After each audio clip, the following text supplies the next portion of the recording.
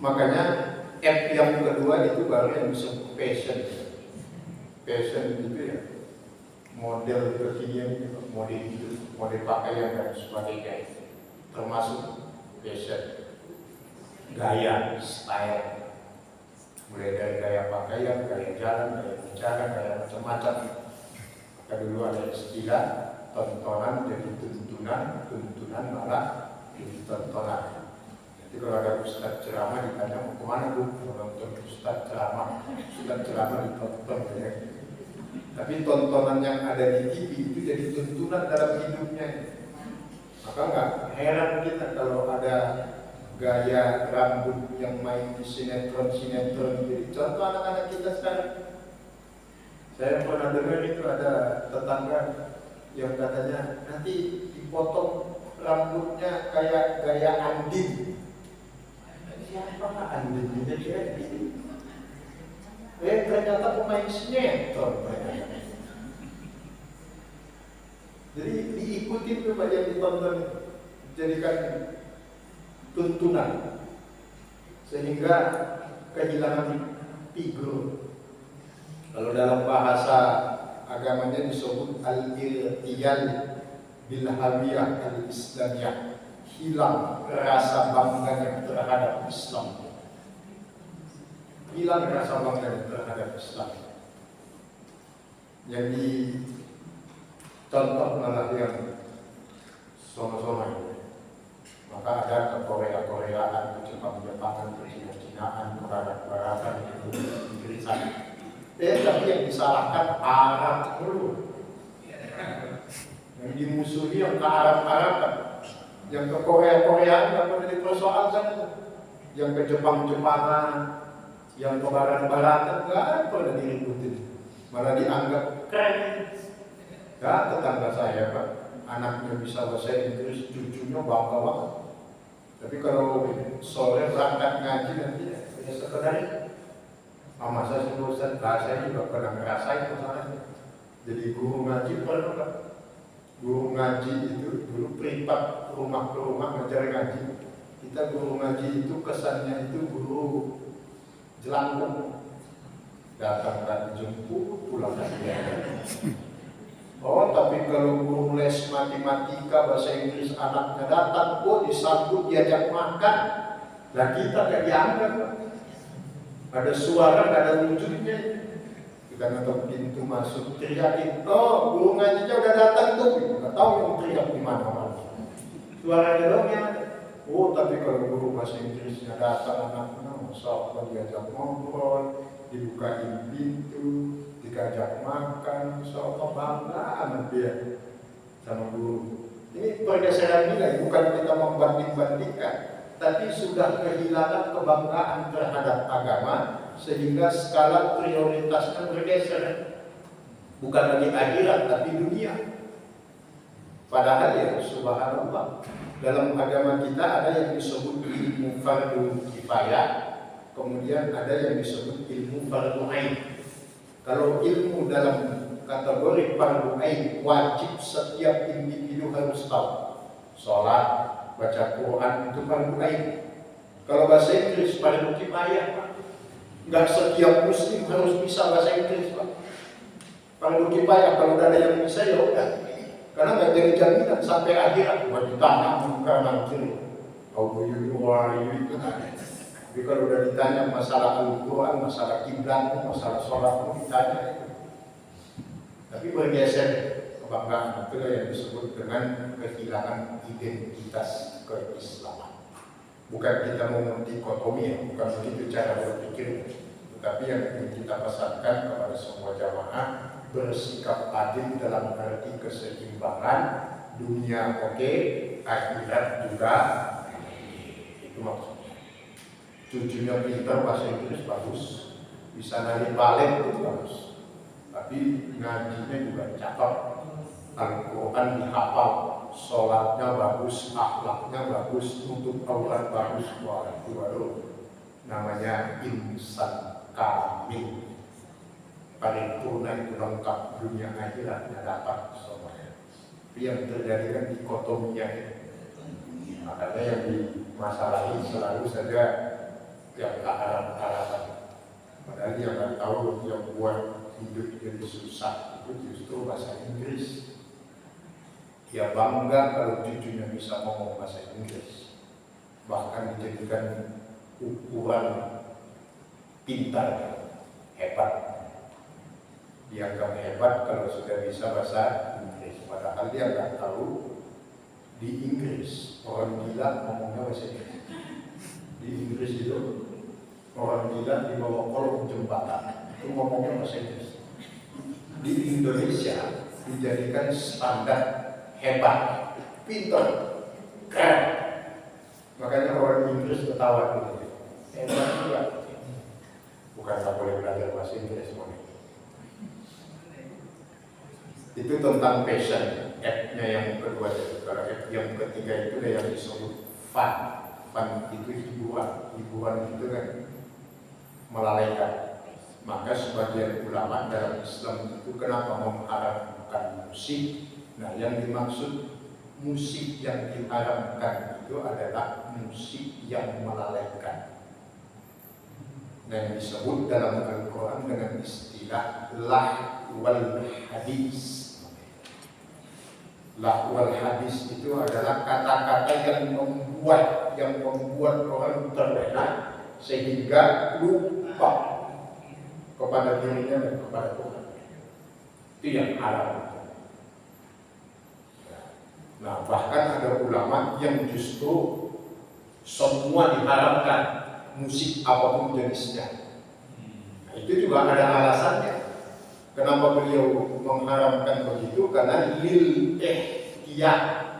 Jadi kalau melihat sesuatu diharamkan ulama itu sudut pandangnya dua. Satu namanya lil ihtiyat, kehati-hatian. Yang kedua namanya lil itlaq, secara mutlak. Keharapannya di situ nggak mutlak, tapi lil ihtiyat. Kenapa semua dipukul haram, dipukul rata haram? Karena takut tidak mampu menahan akhirnya terjerumus. Makanya diharamkan total. Ada yang mengharamkan setengah. Karena di dalam budaya Islam juga ada yang disebut dengan tobel. Tobel itu adalah atuk gendang. Dan itu pernah dimainkan di saat Rasulullah memasuki Madinah. Itu fakta sejarah. Maka ada kata-kata tola'al badru alaina. Cuma sekarang dimodifikasi sedemikian rupa dengan musik yang macam-macam. Selama itu bisa meningkatkan keimanan, boleh, silakan. Tapi kalau sudah mereduksi keimanan bahkan membuat kita lalai, apalagi di dalamnya ada unsur maksiat, maka mutlak itu haram. Musik yang begitu. Apa pula musik judulnya kemana-kemana. Rumahnya jadi nggak tahu di mana-mana. Alamat palsu, macam-macam. Itu maksiat semua kan, nada-nada lagu yang begitu. Kalau itu haram. Jadi kalau qiraah, tilawah, murattal Al-Quran yang bisa menambah keimanan, menyejukkan hati, ya silakan. Jangan sampai membuat kita lalai. Yang penting jangan musik saat sholat.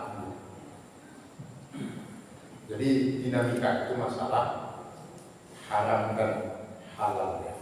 Jadi haramnya itu tidak mutlak karena memang merusak. Fun itu hiburan itu merusak. Makanya muncul dinamika syariah. Tidak ada yang namanya diskotik syariah itu kan. Diskotik itu ya haram. Nah, apa kaitannya dengan tema kita? Disinilah pesan Imam Ahmad bin Hanbal bagaimana memperlakukan wanita. Pesan beliau 3. Yang pertama, wanita itu singgah sananya adalah rumahnya. Maka kaedahnya dalam Islam disebut baiti jannati. Ini nanti turunan hukumnya akan banyak. singgasana perempuan itu adalah rumahnya. Maka disebut dalam bahasa Arab rumah tangga itu dengan Rabbul Bait. Itu sama dengan istilah ayat Rabbul Alamin. Allah itu disebut Rabbul Alamin karena menguasai alam raya. Nah, ibu-ibu disebut Rabbul Bait karena dia memang menguasai rumah. Dia yang paling tahu tentang rumah. Maka turunan hukumnya nanti di dalam fikih, ketika terjadi perselisihan antara suami dan istri, bahkan sampai harus menjatuhkan talak, istri itu tidak boleh disuruh keluar dari rumah. Itu sebagian ulama mengatakan hukumnya haram. Tidak boleh. Jadi kalau cerai, pulang, keluar. Tidak boleh. Karena mahkotanya perempuan itu singgasananya adalah rumah. Kalau memang terpaksa harus keluar, ya harus suaminya yang keluar. Tetapi yang namanya perceraian dalam Islam kalau masih talak satu itu bukan pisah rumah. Yang benar itu pisah tempat tidur. Pisah rumah nggak boleh. Jadi nggak boleh yang namanya cerai itu satu di mana, beda rumah nggak boleh. Loh kenapa nggak boleh? Ya gimana mau rujuk kalau beda tempat itu? Yang namanya cerai, talak satu tetap tinggal satu rumah. Dan ketika mereka tinggal dalam satu rumah, tiba-tiba terjadi interaksi, bahkan sampai berhubungan suami istri, itu sudah sah. Rujuk itu namanya. Gak perlu pakai akad-akatan rujuk itu. Saya rujuk kepada ibu, mana ada? Pakai hukum mana itu? Makanya gak ada suami di rumah, istrinya di rumah orang tuanya. Kapan bisa rujuknya begitu? Itu beda fisik. Kalau tinggal di satu rumah beda kamar, dalam kegiatan sehari-hari kan pasti pernah ketemu, selesai bulan macam-macam, timbullah perasaan ingin memiliki dan ingin bersatu lagi. Mereka rujuk sah itulah rujuk dalam Islam itu. Kalau masih talak satu, talak dua, tapi kalau udah talak tiga, udah kelar urusannya. Maka disebut oleh Imam Ahmad kepada anaknya nasihatnya, ketahuilah bahwa rumah itu adalah singgasana wanita. Jadi jangan dipisahkan dari rumahnya. Dan itu juga berarti kesimpulannya kalau ada wanita atau istri tidak menguasai rumahnya, berarti keistriannya dipertanyakan. Kalau dia nggak tahu letak sendoknya, garpunya, piringnya di mana, itu pertanyakan. Jangan-jangan orang lain menjadi istri. Alhamdulillah. Jadi mau hafalin struktur rumah, keramiknya berapa, kamar mandinya berapa, kerannya berapa, hafalin harus kuasai semua rumah. Tata letak semua perabot yang ada di rumah itu harus tahu persis. Jangan orang lain lebih tahu daripada ibu. Karena rumah itu adalah singgasananya seorang perempuan. Dan bagi kita laki-laki harus bisa menurut kita memahami. Yang kedua, pesan Imam Ahmad kepada putra beliau Abdullah adalah wanita ingin dicintai. Itulah hakikat perempuan. Kenapa wanita itu ingin dicintai? Karena perasaannya lebih dominan daripada pikirannya. Maka disebut dengan makhluk emosional kalau di dalam ilmu psikologi. Dalam ilmu kejiwaan, perempuan itu dibentuk makhluk emosional. Perasaannya lebih dominan dibandingkan pikirannya. Maka dia ingin dicintai. Dan itu dalam jejak sejarah para sahabat terjadi faktual. Kisah tentang sahabat Umar bin Khattab. Siapa yang tidak kenal sahabat Umar bin Khattab? ketegasan beliau, keras tegasnya. Bahkan setan ketika berpapasan pun dengan Umar, setannya yang minggir. Tapi subhanallah, sekelas Umar bin Khattab yang masih dikomelin sama istri. Dan itu terjadi ketika seorang sahabat yang bernama Abdullah bin Dinar, ya, ada Abu Dinar, ada Abdullah bin Dinar. Kalau Abdullah bin Dinar sahabat, kalau Abu Dinar itu tabi'in, beda. Abdullah bin Dinar, bahasa kita curhatlah kepada sahabat Umar bin Khattab. Datang ke rumah sahabat Umar bin Khattab, baru sampai di depan pintu, gak jadi balik kanan pulang lagi. Kenapa? Karena Umar bin Khattab sedang dimarahi sama istrinya. Siangnya zuhur ketemu di masjid, jamaahnya ke masjid. Laki-laki soleh itu kan jamaahnya di masjid. Kalau laki-laki solehah, jamaahnya di rumah. Begitu ketemu di masjid, ditanya oleh sahabat Abdullah bin Dinar, "Ma'ala ya Amirul Mukminin." Saat itu yang menjadi khalifah adalah Umar bin Khattab. Ketawa sahabat Umar, keluarlah kata-kata sahabat Umar yang banyak ditulis dalam buku sejarah, dalam kitab Sirah Nabawiyah was Sahabah Ibnu Hisam, Syiar Alam An-Nubala, Imam Az-Zahabi menulis kata-kata sahabat Umar itu yang mengatakan, "Laisa as-sadidu bis-suraha, fa innamas sadidu man yamliku nafsahu indal ghadabi." Suami yang kuat adalah suami yang mampu menahan diri ketika dia mampu. Dia menahan diri ketika dia mampu untuk membalas. Bukan suami yang mampu membalas, tetapi mampu menahan diri di saat mampu untuk membalas. Kalau kita mau, apapun yang dikatakan istri kita patah sama kita, dan jangan macam-macam, karena pada hakikatnya semua adalah berasal dari harta milik suami kalau mau, kalau membalas. Tetapi sahabat Umar mencontohkan, jangan balas sekalipun saat itu kita mampu balas, karena kata beliau, as-sadi, kebaikan, kekuatan justru terletak pada saat kita mampu untuk membalas, tapi kita tidak mau membalas. Belum puas sahabat Abdullah bin Dinar tentang jawaban sahabat Umar, maka dikatakan oleh sahabat Umar bahwa wanita kal khabaril muayyad, yalma kal khabaril muayyad. Artinya apa? Perempuan itu adalah makhluk yang paling cepat berubah. Maka jangan ambil hati dari setiap kondisi yang kita temukan dari seorang istri. Istri kita maksudnya. Kalau sekarang dia nangis, biarkan saja. Dia saja 5 menit lagi berarti ketawa.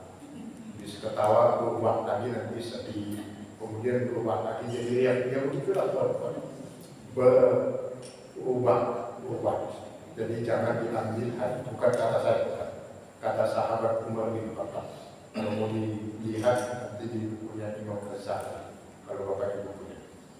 Jadi kata Ahmad bin Hanbal, Imam Ahmad, wanita itu ingin dicintai. Terakhir Ummahat, beliau berpesan kepada putranya Abdullah bahwa perempuan itu membutuhkan cinta dalam kata. Jadi perempuan itu sangat membutuhkan kata-kata.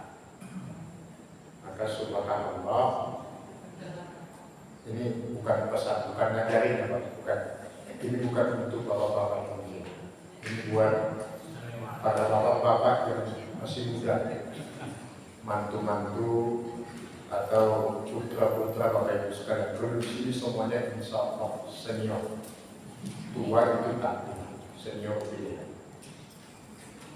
Jadi jangan pelit-pelit untuk mengatakan sesuatu yang baik melalui lisan, karena memang ternyata perempuan itu sangat membutuhkan kata-kata. Maka dalam Al-Quran ada surat yang namanya An-Nisa. An-Nisa, nisa itu dari kata nasiyah ada ujungnya, maka disebut dalam bahasa Arab al-maqsur, karena asal katanya nasiyah. Nasiyah itu adalah makhluk yang lemah, yang semangatnya bangkit ketika mendengar kata-kata yang baik. Itu definisinya dalam bahasa Arab. Jadi kalau ada orang yang kalau dipuji baru semangat, nah itu An-Nisa. Kalau ujian baru Ustaz, iya, tapi Nisa juga. Karena hakikatnya yang disebut An-Nisa itu dia bangkit ketika mendapatkan pujian. Maka jangan pelit-pelit untuk memuji istri, dan itu juga dicontohkan oleh Rasulullah ketika hidangan minuman dari Aisyah radhiyallahu ta'ala anha yang tidak terasa manis tapi dikatakan manis. Caranya indah Rasulullah dengan cara bukan berkomentar, tapi Aisyahnya diajak minum bareng-bareng. Manis kan? Alhamdulillah. Dengan tidak manis atau tidak? Nah, minum tidak bareng-bareng. Dibagi setengah Rasulullah, setengahnya lagi Aisyah. Akhirnya Aisyah tahu ternyata nggak manis, malu sendiri kan? Ya, itu ajaran Islam. Prakteknya bagaimana? Ya, semuanya butuh proses. Idealnya kan demikian, mencapai ke sana semuanya membutuhkan proses. Tidak semudah membalik lapangan. Ini saja Bapak Ibu sekalian yang Allah muliakan. Sudah pukul 8:30. Sebelum kita tutup dengan doa, ada pertanyaan. Alhamdulillah ada sebuah doa. Baik, pertanyaan Bapak-Bapak, ada yang dibahas dari tadi Ibu-Ibu. Mewakili Bapak-Bapak satu pertanyaan, biar Ibu-Ibu nggak pulang dengan kemenangan. Ibu-Ibu solehah. Ada yang mau nanya Pak? Ibu, ada yang mau nanya? Pas. Saya seminar gitu. Pokoknya kalau udah jelas pas ya. Ini saja Bapak Ibu sekalian, sama-sama kita bermunajat kepada Allah. Semoga semua kita yang berhadir pada malam ini, pada kesempatan kajian malam ini, Allah catatkan kelonggaran waktu, keringanan langkah Bapak Ibu sekalian sebagai amal saleh di sisinya, yang insya Allah akan menjadi sebab Allah mengabulkan semua hajat dan doa kita. Allah mudahkan segala urusan kita, Allah lapangkan rezeki kita, Allah kabulkan segala doa dan permohonan kita, dipanjangkan umur kita, anak, cucu di dalam tahap ibadah kepada Allah, disehatkan dalam ketaatan, dan mudah-mudahan pahala yang kita dapatkan malam ini juga Allah hadirkan sebagai rahmat dan ampunan untuk kedua orang tua kita, khususnya ayah dan ibu kita yang telah mendahului kita. Bagi ayah dan ibu kita, wabil khusus kepada para orang tua kami semua yang hadir malam ini, semoga ini menjadi tabungan pahala dan tambahan pahala yang insya Allah menjadi sebab turunnya rahmat dan ampunan Allah untuk Bapak Ibu sekalian, sehingga istiqamah di dalam ketaatan sampai kelak pada waktunya Allah katakan untuk beristirahat selamanya. Wa'bud rabbaka hatta ya'tiyakal yaqin. Al-Fatihah. A'udzubillahi minasyaitonir rajim.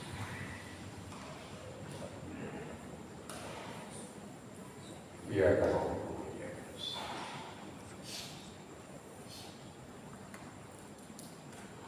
Hadanallah wa iyyakum ajma'in. Kita tutup dengan kafaratul majlis. Subhanakallahumma wa bihamdika asyhadu an la ilaha illa anta astaghfiruka wa atubu ilaik. Wal afu minkum. Assalamu alaikum warahmatullahi wabarakatuh.